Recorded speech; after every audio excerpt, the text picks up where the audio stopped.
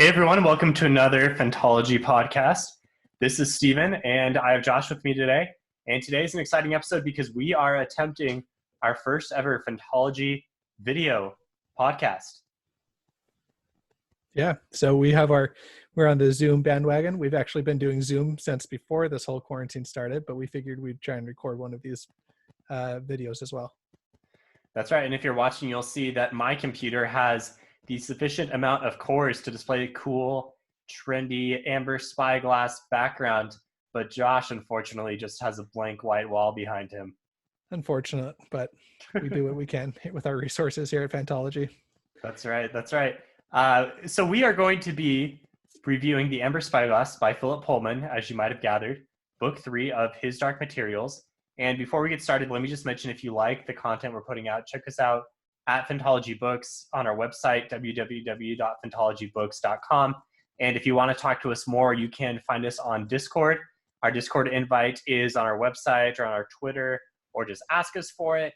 And you can also support us on Patreon, right, Josh? Yeah, if you want to pitch in to get me a computer with enough cores to record video background or video calls with a cool background, supports on Patreon. That seems like a big time stretch goal. We'll see if we ever get there. No, that definitely will not be what our first donations go to. They will likely go to paying our hosting fee on the podcast hosting that we use. Yeah. We got to pay that Podbean hosting fee. Yeah. So another exciting thing is last night, recorded a podcast with the Black Tower podcast. They're a Wheel of Time only podcast. And that was Jake and I. Jake's our Wheel of Time expert. We had a great time on there. So look forward to that podcast probably coming out on their channel in about a week or so. That was really fun. They've kind of got a different flavor on their podcast, but that was a really good time talking just fantasy books in general. Wheel of Time kind of put up like a Mount Rushmore of fantasy authors. So I know, Josh, you were not a part of it, so you must be excited to listen, right? Yeah, I'm actually very excited. And I honestly get excited about our episodes that I'm not a part of when they come out too. Like you guys did the Harry Potter episode. I was itching to listen to that one when they came out. Yeah, it makes sense, as I'm sure many fans were, right? Of course. Okay, so let's talk book 3, The Amber Spyglass. So I just finished this book. Josh, you read it a while ago, maybe a couple months ago, right? So maybe not top of mind for you, but fairly recent. And I have a bit of a mixed opinion, I'll just say, on the book. And I think you were maybe a little bit more positive, right? Yeah, I think I came away, I think that the third book was my favorite in the books when I finished reading it. And I don't know if that's just because we actually got some conclusions and got some character arcs finally finished, but I came away pretty positive from the series. Okay, so we'll probably have some differing opinions. I wasn't completely negative, but I was a bit up and down. I felt like the first book was the strongest. The second book was still fairly strong. And the third book was good, and I was liking it, and it was going on. And then the end happened. And I was like, that's it? It's over? That was the resolution?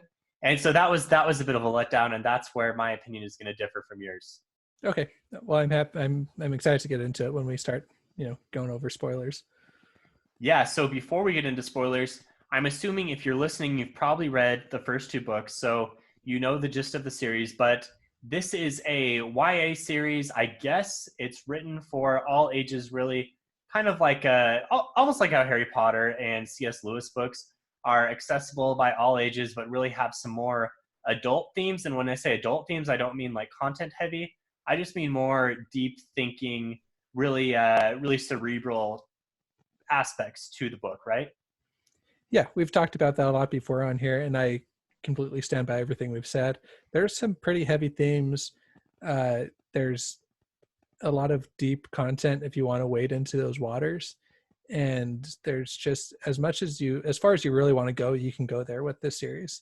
And there's a lot of, not just about religion, but there's a lot of commentary on culture, on how we see children, how we see growing up and adolescence, and also how we see religion and how religion affects the world that we live in.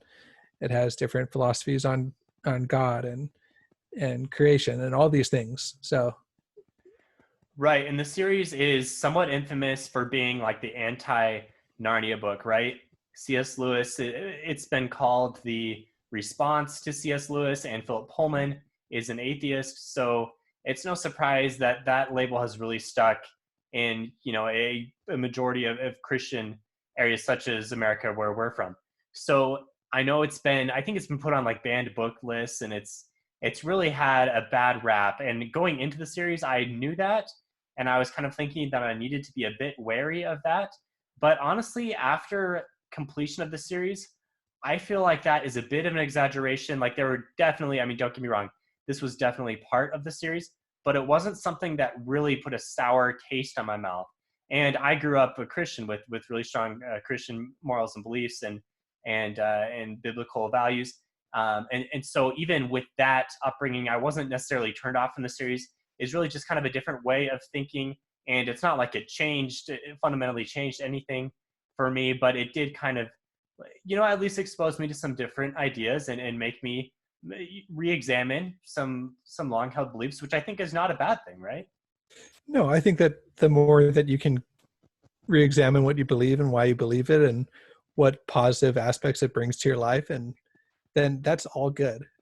And really, as we were watching the season 1 of the show, my wife and I were watching it, we had a lot of discussions about how the different themes in the show, how they relate to our belief system, and what of those themes we were taught as kids and how we wanted to raise our kids. It was very enlightening when we were watching it and discussing it as a couple. I really enjoyed it. And so, having said all that, I will say towards the end of the book, I thought it got a little heavy-handed, and we'll talk about this more in the spoilers, but I felt like maybe Narnia did it better. And not just saying in terms of like which religious belief system you fall under, but just in the way that it was incorporated into the story and the subtlety, if you will, of the messaging. Yeah, there could have been some more subtle knife usage for writing this book. It was very on the nose, and even with like the global warming thing, like this is kind of light spoilers, but like the bears started migrating south because their ice caps were melting because of the experiments that Lord Asriel was doing, right? Right. I think we kind of touched on this in the Subtle Knife review, and he totally doubled down on it in the third book. Yeah, I was thinking about that as you were talking about that. I was like, oh, Steven's not gonna like that. Yeah. And it was not necessary. It was not part of the plot. It seemed to be something where he was just saying like, oh, I believe in global warming. I'm assuming he does. I really have no idea based on anything he said, but just reading the books, it seems like he's a big climate change guy. I'm not saying I'm not. I'm just saying his worldview very much comes to bear in the books. So you have to be aware of that. Yeah, for sure. Look, this is not going to be a book that like a super fundamentalist Christian that like believes that global warming is a hoax, and not that there's a perfect symmetry there, but just that has these super fundamental beliefs. This might not be the book series that they're going to enjoy. I don't think that they should not read it, because I think that it might help them, get some perspective, but I think that they might not enjoy it. Yeah, I think it's very important to have an open mind. And maybe that's why people were a little wary of this as a YA series, because they think, oh my gosh, my child is growing up reading this and they're being exposed to these beliefs, and this is not what I want them to grow up with. So I would say if you're having your kid read the series, read it along with them or discuss what they're reading. Maybe it's not the greatest series to just let them read and incorporate directly into their belief system, because it basically is like Philip Pullman doctrine at some points. And so I would say be a little wary of what they're reading, but it doesn't need to be something that kids can't read. Yeah, and I can definitely see if like there's a 10-year-old that's reading this in school, and then they're having their teacher reinforce that God is weak and hates his children, and that religion is going to be causing the destruction of the world, and they're having their teacher say that, and they're reading this book that's saying that. Like, there's obviously a reason why that would be an issue for parents that have Christian values, but they should read these books with their kids and have these discussions with their kids and say, how does this fit into your belief system? What does it challenge? Just all the things we've talked about. Good parents should be able to do that with their kids and help have this be something that helps the children grow. So, absolutely. Okay, so that's a little spoiler-free kind of primer for the book. If you're unfamiliar with the series, or if you have not yet read this book and don't want to be spoiled, now would be the time to stop reading. We are going to start going through plot elements. I'm just going to go through the notes that I took. I think that's going to be kind of the format that we follow from now on. There's been some chatter on the Discord saying they want more of key plot elements discussed, big moments. Let's talk about them. So that's what I've put down, and we'll just kind of walk through that, Josh, and Cool. just kind of bear with me because I think I'm a little more familiar than you are, having just finished it. Of course. So we start the action, and let's just recap maybe the end of book 2, which at the end of book 2, remind me what happens. Yeah, so there's a lot that happens at the end of book 2.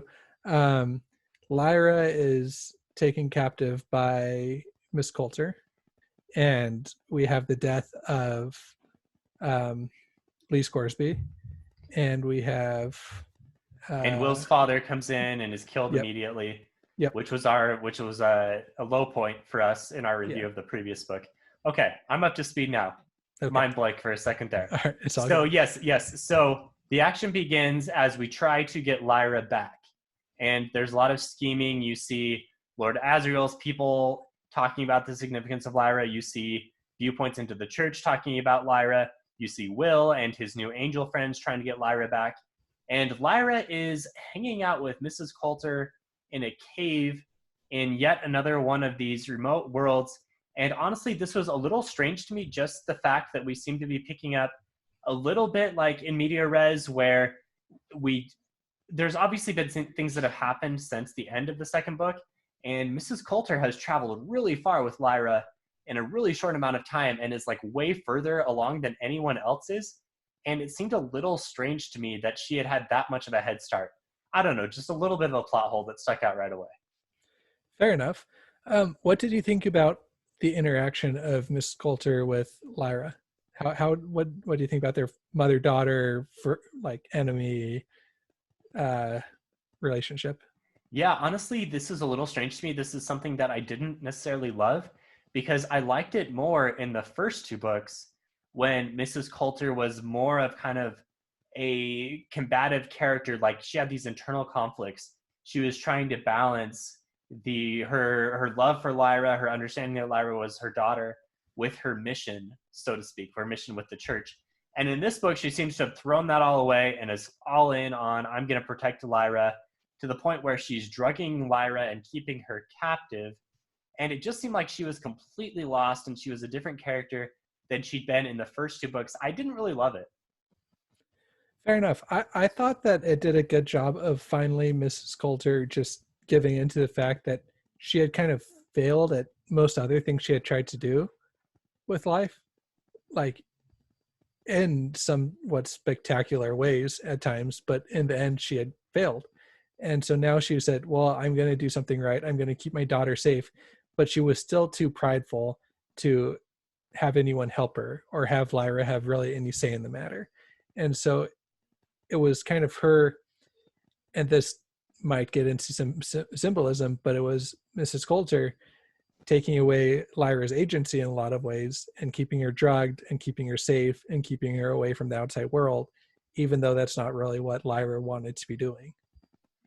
Sure, and I totally see that. I totally agree with that. I guess on my side, I'm thinking I would really like there to be a villain in the story, and that's kind of what your classical stories have.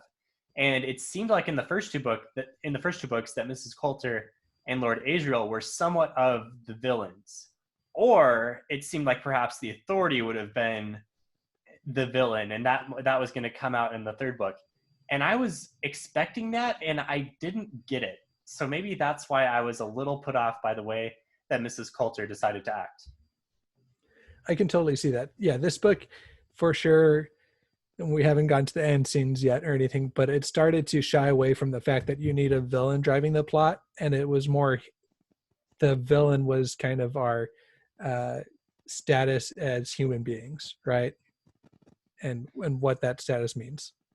I can already tell that you did a much better job of reading the book with symbolism than I did. Well, okay, let's keep going through elements of the story, and then we can talk about the symbolism more. Yeah.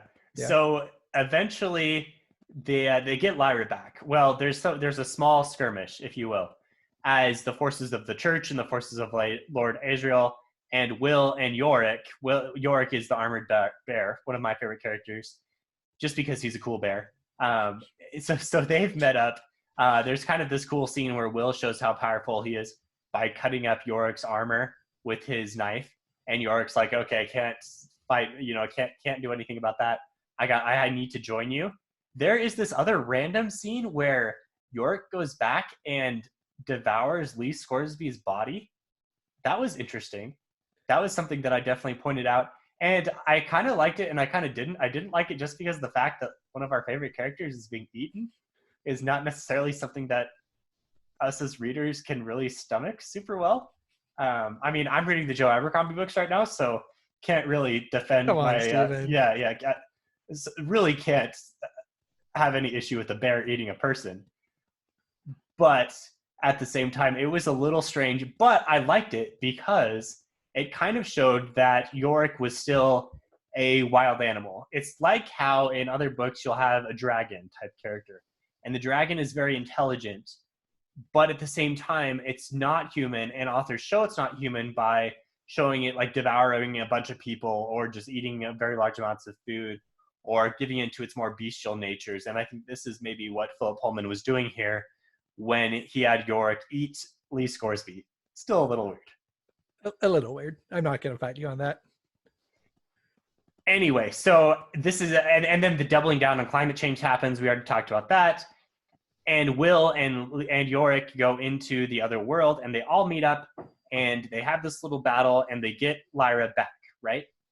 Yeah.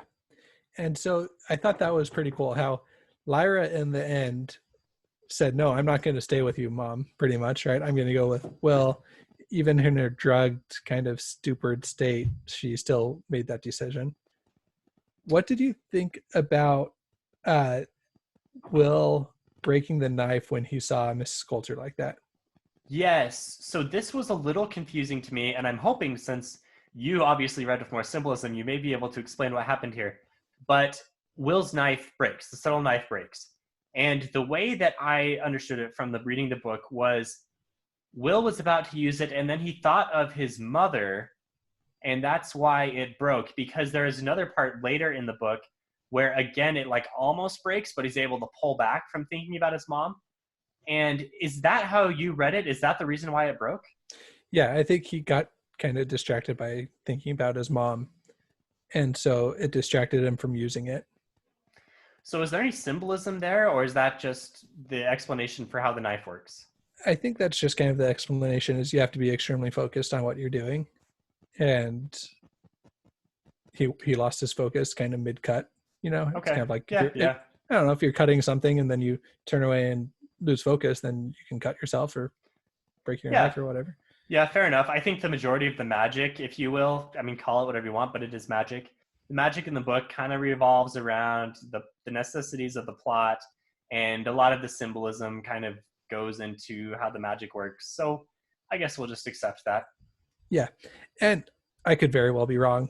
If you're a big His Dark Materials fan, jump on Discord and tell us why we're wrong. What I did think was cool about that scene was how Mrs. Coulter reminded Will of his mom, and how it shows how these characters, even though they're doing adult things, are still kids. And even just the aspect of here's a mother and a daughter really pulled on Will's heartstrings and reminded him of his mother. Yeah, they're definitely still kids. They've grown up pretty quickly over, I'm in reading this as a pretty short amount of time. There's no time gap between any of these books. It's just one event after another. But I guess we just kind of have to read between the lines and say they've grown up maybe like years faster than they otherwise would have. Yeah, I think that's fair.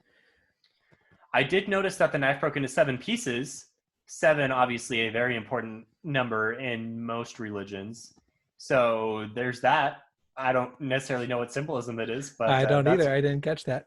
Yep, sure it happened. Sure, it's something. And yeah, tell us what that is on Discord, listeners. So they repair the knife afterwards. Yorick is able to repair it. He mentions there is a significant comment where Yorick says, like, look, I'll repair this, but you realize that this knife does more than you think it does. And Will's like, whatever, we just got it. I need it, so repair it, make it work. But that is going to be important later on. It's a large amount of foreshadowing right there. How did they convince York to do it? Did they just ask the alethiometer? Was that what happened? Yeah, it was probably an alethiometer decision. I don't remember the exact details of how that went down. But Yorick will basically do anything for Lyra. So I don't know, maybe Lyra asked the alethiometer and then she asked Yorick and they made some kind of deal or something. I think it was something like that. Yeah. Okay. So that happened. And obviously important because now they have the knife back and they can travel to different worlds. And the world they are going to travel to is the world of the dead. Right? Yeah. Okay. So my prediction was that you were not going to like this part, but I really like this part. Correct. I didn't really like this part. Yeah. And I think having heard my reviews of other series, that's probably not going to surprise you. So correct prediction. Yeah. You don't like the random tangent dives into other settings. I don't. No. I like everything to be significant to the major conflict, and this wasn't. Okay. So in defense of this, I really thought it was cool how Philip Pullman was able to establish this whole new setting. And I for whatever reason, I was super engaged with this whole World of the Dead mission to get Roger back. And maybe that's just because I thought that there might be like some more reason why Roger was specific to the story. And maybe I thought maybe it might be bringing Roger back into the story a little bit, but I was invested in it and I really liked it. So having said that, I didn't necessarily like it. I did think it was done very well. The visualization of the World of the Dead was really nice and probably some of the best underworld description that I've heard. The underworld is obviously a big theme throughout literary history. And this was done really well to the point where I was able to visualize it in a slightly different way. Yeah, that's exactly what I thought too. And I thought that getting to the underworld was super relevant as well. How they had to, it kind of brought all the symbolism of going to the river, kind of like the Egyptian mythology of going to the river and then getting on the boat through the Styx and then going down the river, and how they had to leave their demons. That was heartbreaking to me. Yeah, this is of course Greek mythology. I mean, every mythology has... I think Egyptian mythology with the Styx River, right? No, the River Styx is Greek mythology. Oh, okay. I'm done. But every mythology has an underworld, obviously, and this totally harkened back to that. Yeah. Greek mythology, especially, and maybe that's just because I've read more Greek mythology and I'm more familiar with that. But reading through this and thinking back to the way mythologies work, I was really interested because every mythological legend that has someone going into the underworld, it doesn't end well. The heroes can never actually go into the underworld and take the spirits of the dead that they're trying to take out. It never works out. And so I was thinking, okay, this is going to go the same way. Lyra is super optimistic about her ability to get Will, to get Lee Scoresby, to get Will's father out. She thinks she's going to be able to do it, but she's not. That's what I was thinking. And so I was really shocked when it kind of worked. Well, I think it did more than work. I think they kind of resolved this whole underlying issue with what was going on and freed, in essence, freed everyone from being in eternal purgatory. Right. So this portion of the book was definitely a smack at the idea of purgatory, right? Like Philip Pullman is basically saying, purgatory sucks. And if you believe in purgatory, you should not be looking forward to that because, look, there's much better ways to end your life than going to purgatory. Fair enough. Yeah, that's true. And that's not our commentary. That's just how I'm interpreting Philip Pullman's explanation of the world of the dead. Yeah. And Lyra went in there, and a little girl went in there and upended all of it, right? She said she went in there and allowed all the spirits to escape and to kind of become one with the universe is what I got out of it. Yeah, almost like a Hindu idea of rebirth here. Yeah. Or a Wheel of Time idea, if you will. Well, also a relevant pop culture thing. Did you ever finish The Good Place? Yeah. Okay, so spoilers for everything about the Good Place for like the next few minutes, but it was Okay. kind of the same thing, right?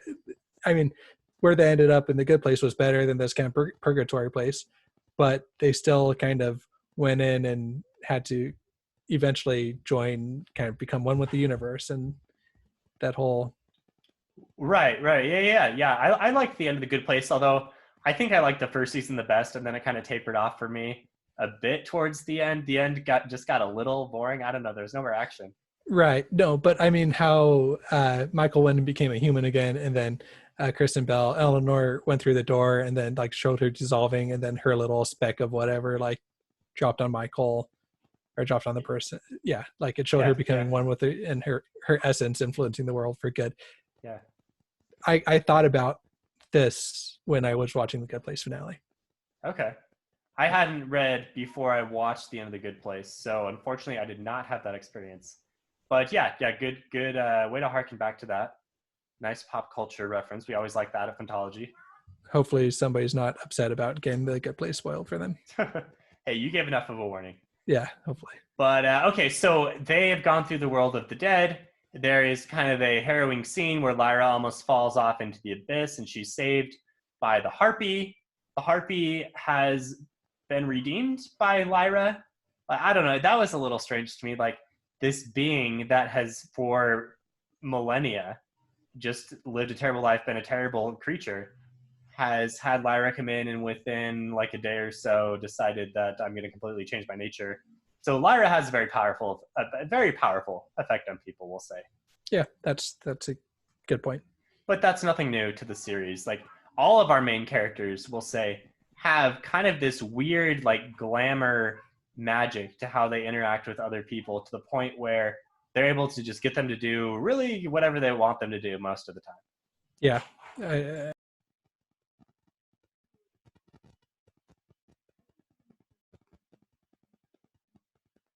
Yeah, so this kind of harkened back to, for me, a little bit of like Patrick Rothfuss, like Fae magic, where it's off screen and you don't necessarily know what's happening.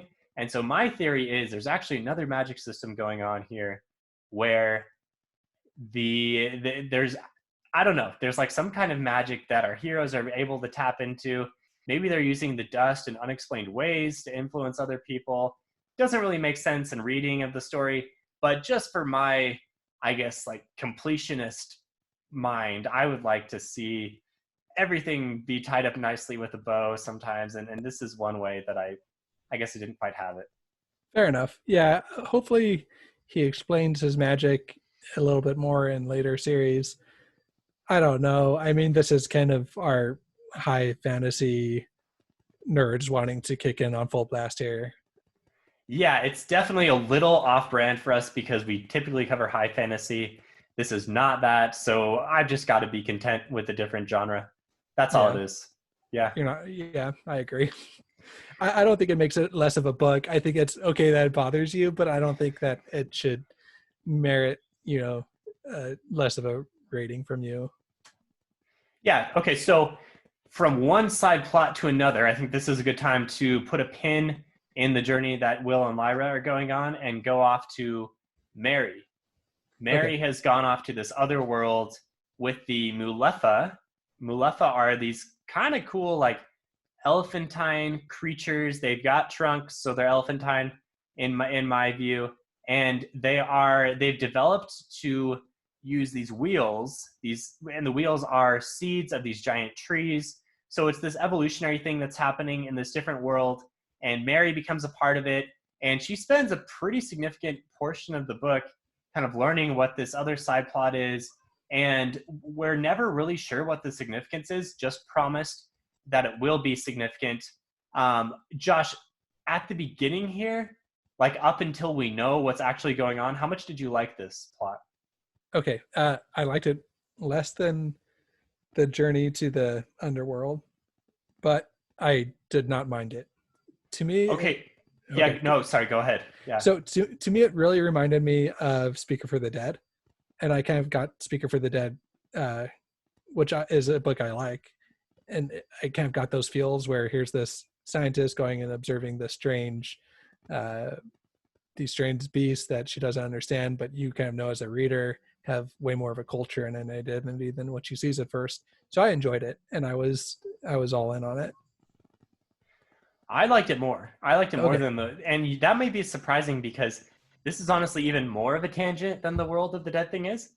But I love world building in books and in movies, whatever. Like anytime there's a new world being created, I love that. And I think that's why I like Sanderson's books so much, is because you can always look forward to that.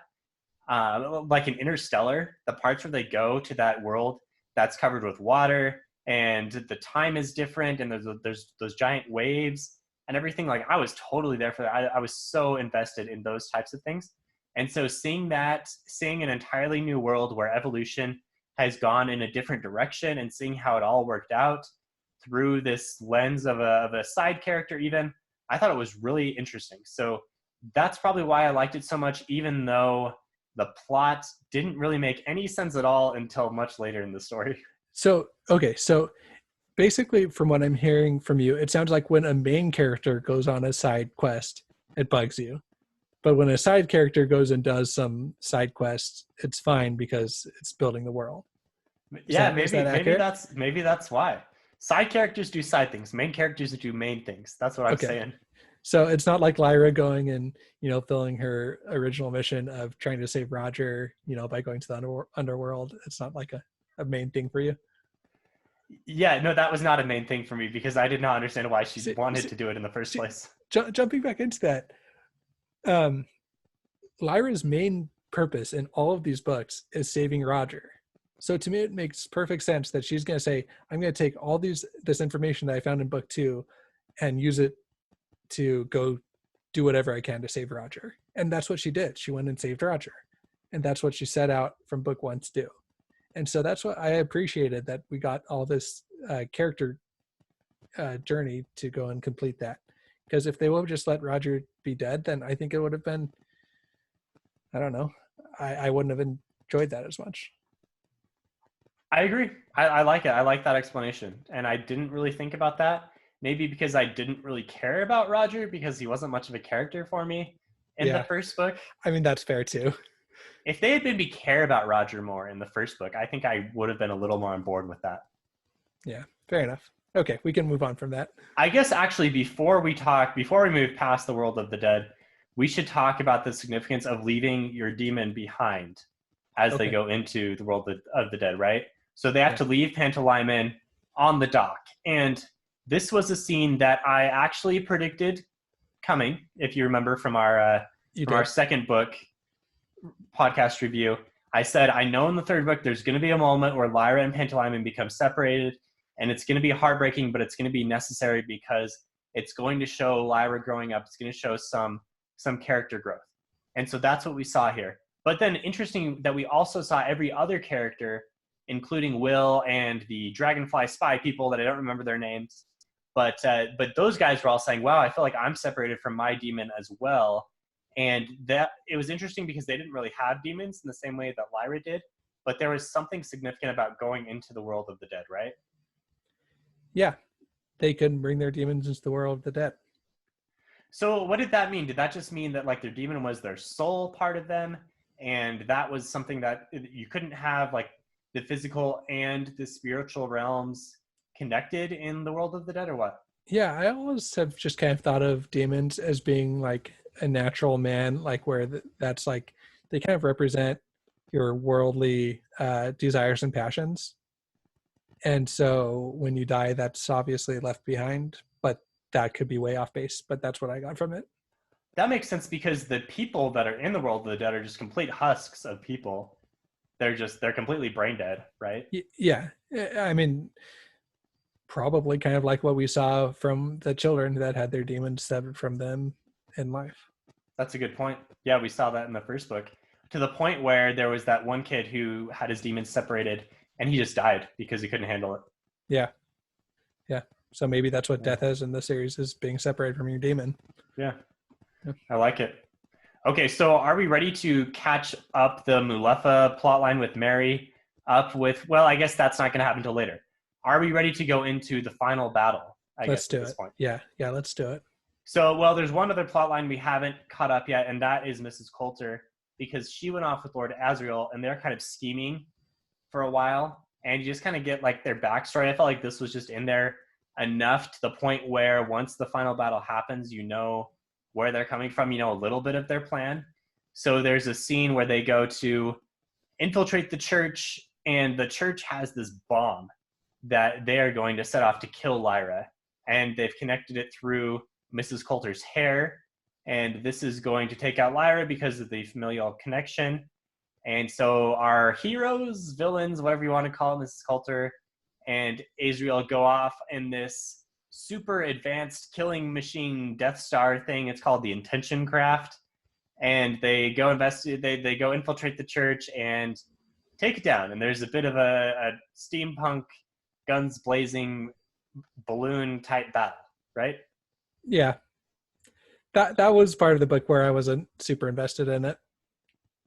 I just kind of imagined it as like a scene from Star Wars or something, like this big fight on the hangar of a plane docking or something, and they're on the side of a cliff somewhere. It was a cool visual, but at the same time, I was like, I'm not really sure what's going on here.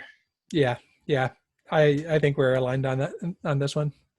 And then there was a random scene where Will's father, after joining them as a ghost, says, "Oh, hey, Will, by the way, it's really important that right now you take your knife and cut off some of Lyra's hair and put it into another world, because somehow I know that the church is about to set off a bomb and you need to do this to evade the bomb." What? That was weird to me. Yep, let's just call it, that's plot armor right there. Yeah, they just say, "Oh yeah, Will's father, he's a shaman witch thing." Don't remember the exact term for what kind of magical being he is. But yeah, so he knows. He knows. We're going to believe him. Yeah. This gets to be a weird series at points, you know? It does. Yeah. It's a YA series in this regard, I think. And this is once again us saying we love epic fantasy. This is an epic fantasy, and we've really got to get off our high horses here. Yeah. All right, let's keep going through the plot. Okay, so we're finally at the final battle. And a few things happen here. So Lyra and Will kind of show up on the action, and Lord Asriel's forces, which, sidebar, how did he get so many forces? Like, who exactly is this guy? How did he get this huge army? This guy's just like a general, man. He can gather followers like nothing. Again, this is kind of where I go back to my complaint on wanting to know like more of the magic of our heroes. Where did he go from? He went from a random professor at Oxford in the first book to the leader of the forces that are going to take down God. Like, what? Well, I think he's been focused on that for much longer than he's been a professor. I think being a professor was kind of like a stepping stone to learn more about dust so that he could travel between worlds to take down the Almighty. Or not the Almighty. What's he called in this? The authority. Yeah, the authority. Yeah. Right. So interesting. And honestly, it wasn't quite clear to me if Lord Asriel wanted to take down the authority, or did he want to take down Metatron, who is the authority's right-hand man who's kind of like taken over in his advancing age. Yeah, I think both. I don't know. I never was clear on if Lord Asriel even knew about that, or if he thought it was just the authority pulling the strings the entire time. But he figured out pretty quickly that in order to take down the authority, you have to take down this guy. Right. So, yeah. Which is what happens. So jumping ahead kind of past another large steampunk type battle that, you just kind of see it through Lyra and Will's eyes. So there's no like super engaging action. It's just kind of like the two forces are fighting, and on one side we have all these guys, and on the other side we have all these guys, and they're fighting using all of these things, and you're like, okay, wow, this is a big battle. And that's so okay, I am super excited when HBO does this, right? Like, this is going to be cool. I would like to see it in a little more exciting lens. Yeah, because I think that how this was put to page was fine. Like, it's never been about all these forces assembling in this big battle like Helm's Deep, or like, Sanderson does, or like Jordan does with the Wheel of Time. Like, that's not what this series is. But if there's one thing HBO can do, it's figure out how to make amazing battle scenes. That's right. Get to the screen. Yeah, some of I think my absolute top battle scenes are from Game of Thrones. Those scenes are Yeah, amazing. yeah. Battle of the Bastards, The Long Night. I mean, Yeah, like, those, I mean, say what you will about the plot, which is full of holes, but man, those fights, those are awesome. yeah. So if there's one thing that I'm super excited for from this series, is all the character development, the amazing acting, all of that is true, I think, in the series. But I am excited for this final battle, and I hope that they actually, maybe not like The Hobbit where they made a whole movie out of one battle, but like I hope that they do at least an episode about this battle. Yeah, yeah, I want to see that for sure. Yeah. And I guess maybe it depends on how much budget they have for their, yeah, I, for this I, part. I mean, it seems like they're putting a lot of money into the show. So hopefully, they have a budget to do it justice. Yeah. And let me just mention now, so now that I've finished the books, I'm going to start watching the show, and Okay, we'll do a review. We'll do a review of the first season once I finish binging it.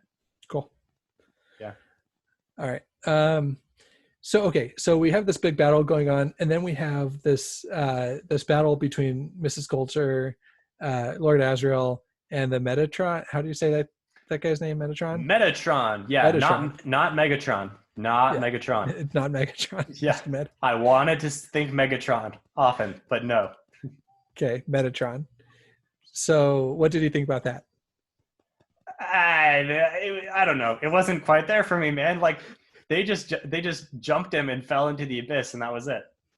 Yeah, pretty much. But here's what I saw. I saw these two characters that had been at odds for most of the series, and they finally came together enough and became unified enough to like each fulfill their goal. On one hand, Mrs. Coulter was protecting Lyra, right? Because Metatron was going to get Lyra, I assume. And on the other hand, Lord Asriel wanted to take down the Authority. And Or I mean, at least the church was going to get Lyra, and that's right. the side that he was aligned with. Yeah. Yeah. I mean, I think Mrs. Coulter was doing it to protect Lyra. It made sense in a roundabout way. Yeah. And so they said, you know what? We're just going to take both of our wills, our power, and throw it against this Metatron, go out in a blaze of glory. And they never really redeemed themselves, right? Like, I wouldn't call that action an act of redemption, but I think that it was a suitable character arc for him. Yeah, I thought it was a good character arc. And once again, I think you've kind of done a better job than me at analyzing the actual character arcs and symbolism. I'm just kind of saying like, I wanted more action. I wanted it to be cooler. Yeah, you're not wrong. Like if you're coming to this battle expecting this amazing, here's what this force is doing while this force is scheming over here and this force is being distracted, like that's not what you got from this. So yeah, and so that's basically sums up the battle. I guess one very important thing to mention is the Authority's dissolution into nothingness, right? Lyra and is Will with her at the time, but at least Lyra comes upon him after defeating a random angel or something. I'm honestly probably butchering what actually happened here. But the important thing is that they found the Authority. They didn't even know it was the Authority. They had no idea what was going on, which kind of speaks to the insignificance of God, which I guess is what Philip Pullman is trying to kind of smack you with here. But they uncover the Authority from his crystalline palace carriage thing, and he just dissolves into nothingness because he's like a gazillion years old and has no will to live anymore. Yeah. And I think that is what Phil Pullman is saying, the state of God, if he exists, he's powerless to do anything, really. And he sure doesn't care about any of us, is kind of what he's saying. Yeah. Yeah. So again, like we talked about earlier, like, look, this is obviously something that goes against every Christian value that exists, right? And both of us grew up with Christian backgrounds, so we're probably reading this thinking like, okay, that's interesting, not what I believe, but at the same time, like, that's the ideas of this book. So, let me kind of think about God and think about my relationship with him, and is that what I believe? And I guess we're not here on Phantology to tell you what to think, but we are here to tell you to maybe think about what you think and make sure that you have solid reasons for believing what you do and you feel comfortable with them. Yeah. And I think that's what this book did for me. It made me re-examine some things and think about some things, and I don't think it really changed my beliefs, but it made me re-examine them, which I think is always good. Yeah, I don't think that's a bad thing. I don't think you should be afraid to do that. And going through life as we get older, that's going to be more and more important. Yeah. So the final battle is over, and we finally meet back up with Mary and the Muletha, and Muletha, whatever the elephant thinks. And we realize the significance of this whole plot because Will and Lyra are waking up in what is essentially the Garden of Eden. Mm-hmm. Yep. And at this point, the climax is over, and we're spending the last third to fourth of the book just in following action, which is completely devoted to the symbolism side of the book. And this is my issue, my main issue with the book, in that people say, look, this is like the response to Narnia. And I would say Narnia did a much better job of integrating Aslan and Christian ideas into the plot of the story, where Philip Pullman does it a little bit.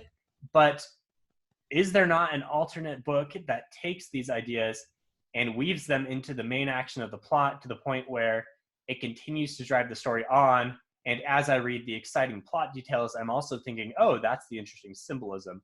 Now that the exciting plot stuff is over, I'm just kind of like steaming through this end thinking, okay, this is symbolism. Got it.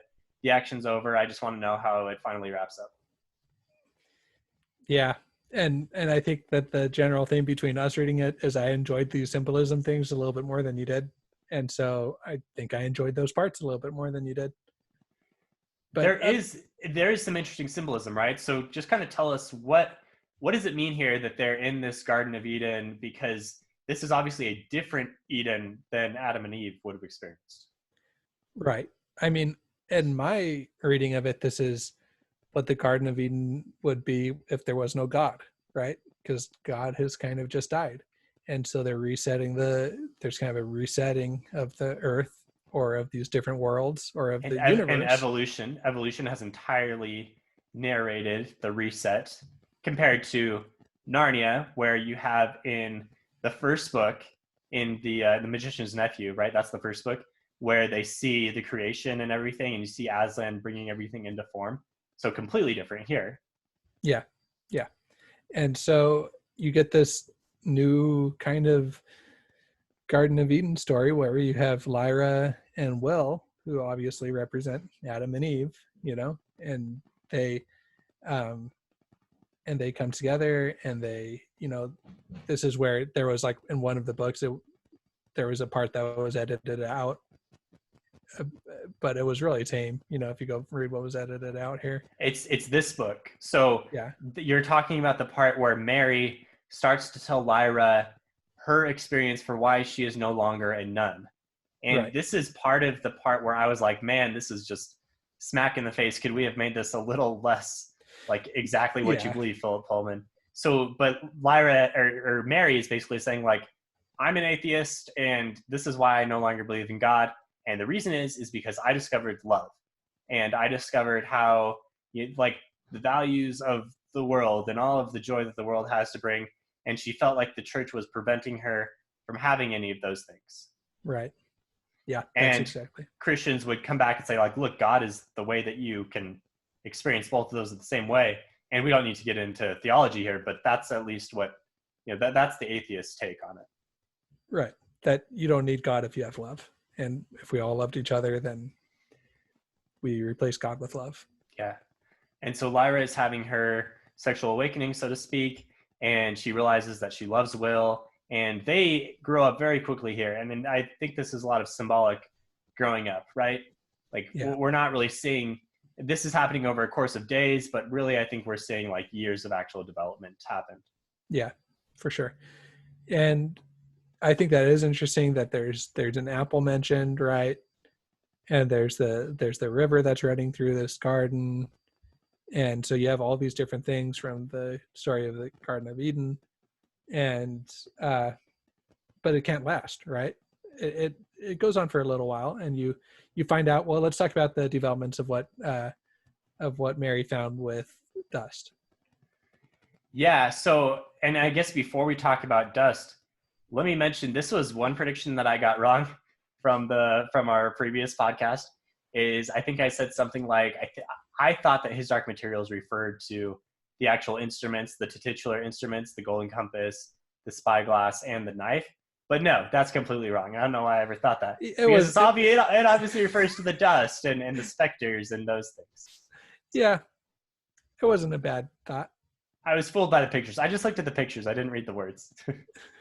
Okay, so yeah, so that's fine, Stephen. It's good to humble yourself occasionally. Yeah, I definitely need that. Okay, so what did Mary find out about the dust? Yeah, so they discovered that, so she saw that the dust, which was called something else in the Muletha world, was leaving the world and had been for some time, and that was causing the decay of the natural order of things, the decay of how the world should have evolved, to the point where the trees were kind of dying and they weren't getting as many seed pods, and so every part of the ecosystem was struggling. And the reason for this was because all of these worlds had been started to open. The subtle knife had been opening all these worlds, and the dust was streaming between worlds, and that's bad. We cannot have that, because that caused the particles to move around, and then just like the chi, if you will, of the world was all out of whack. Yeah, for sure. And that's what we got Yorick Benison, right? Telling us this knife is doing more than what you think it's doing. Yeah, exactly. Call back to that. So somehow he knew something, or at least he had some inclination of like, hey, watch out for this. Yeah. And so what do you think? Like, do you think he knew it was like actually destroying the universe, but he trusted Lyra that much? I don't think so. Okay. I think he just somehow knew that there was more to it. Okay. I don't think it makes sense to think that he would have known. Yeah. I think he for sure had a sense, but yeah. We don't have the answer for that. So, okay. So, and I think that is the same reason why we find out that you can't stay in another world that's not your own, because you have this natural aversion to it and your body will start to reject it. And I think it's a similar set of rules for dust, right? Right. And this kind of takes us to the very end of the book, where Will and Lyra cannot be together because they're from different worlds, and it's just not going to work. Nope. That was kind of heartbreaking. Yeah, and now that we've kind of arrived at the end of the story, I'm gonna claim this as my worst of the best. In that, look, Will and Lyra have struggled against odds against them. The deck has been stacked against them for the entirety of the series, right? And not necessarily in their relationship, but just in like everything they've been trying to do. They've always been able to overcome it until now, because now the plot says you can't overcome it. There's nothing to do here. This is a law of the universe. You're going to have to be separated. And I don't know. I felt like there could have been some way, like one final way, where they were able to, kind of thumb their nose at the universe and say, no, we've tricked you. We figured out how to, we're the only ones clever enough to do this, and they stay together. That's what I would have liked to see. Yeah, you're not wrong. I was like, my heart kind of broke for them in that moment. And I think just because everything else was a happy ending in a lot of ways, that there had to be some sort of bittersweet, ending happening. Yeah. Did you know there's a bench at Oxford that has their names carved in it? Oh, really? Where they each go sit on their right. world? Yeah, so that was part of it. Like once a year, right? They were going to go sit on the bench at the same time. Yeah. Wikipedia tells me that is the case. There's a picture. Dang, if I'm ever in Oxford, I want to go sit on that bench. Yeah, that's a deep cut there. Yeah. Yeah, so I thought that was a good ending. It made my heart weep a little bit. I kind of want to read the books after to see if they can overcome that, or what's going to come from this. Actually, those are prequel books. Oh, that's right. Yeah, so Lyra is an infant. Oh, really? Yeah. Okay. The Book of Dust. The first book has like a French name, if I'm not mistaken. It's definitely not an English name. Probably has some significance that is smarter than I can come up with. But that's the first book, and the second book came out in 2019. So I'm guessing the third book is probably on its way soon. Well, I'll jump into my worst of the best, and this is going back to the battle with Metatron and Mrs. Coulter and Lord Azrael. I mean, we already kind of talked about it, but if this is the death of like our two main antagonists throughout the series, I kind of wanted more from it, to spend a little bit more time not reveling in it, but like feeling the implications from it. Lyra should see it happen, right? And do like a no type experience or have something. some, at least have some sort of emotion, like either try and prevent it, or if you want to go dark, try and help it happen so that she can get these demons out. Not Right. demons, that's a bad word for this in this book, but like, you know, Yeah. like something, have some sort of emotional character reaction from Lyra to this event. Instead, she, I assume, finds out it happens, right? Honestly, I don't even know if she does. I I can't mean, remember. I don't know. Like, I If she think, does, it's one of the angels might tell her in kind of the falling action wrapping up bit. yeah. So that was definitely my, here's this amazing, all these plot things coming together. And I think I do like how it happened overall, but have Lyra have some sort of reaction to it. That's my thoughts on it. Yeah, thanks, Josh. So that's going to wrap us for the Ember Spyglass and wrap our His Dark Materials book series review. At least we are going to do another TV series season 1 review once I get through that. And hopefully this video turns out good and you guys are able to enjoy this on our YouTube channel. Just search for Phantology or Phantology Books on YouTube and it'll pop right up. You can see our beautiful faces. You can see my cool like trifoil virtual background. My coreless white background. Yeah, you need a green screen or something, or like a nice bookshelf behind you. I know. There's not much And I can do about that. I'm making do with what I got, Stephen. that's fine. That's fine. Anyway, thank you, Josh, and thank you, listeners. If you like our content, check us out at Phantology Books. You can find our website and chat with us on Discord. Tell us everything we're getting wrong. Tell us what you like, what you don't like, whatever, and tell us what series you'd like for us to cover in the future. And until next time, see you guys later. So, yep.